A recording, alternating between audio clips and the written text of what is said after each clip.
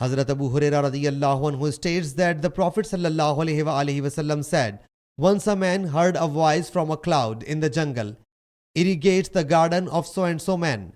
That cloud set out and poured water down on a stony land, and one of its channels filled up. That man followed that water, and there he found a man who was scattering the water around with his spade.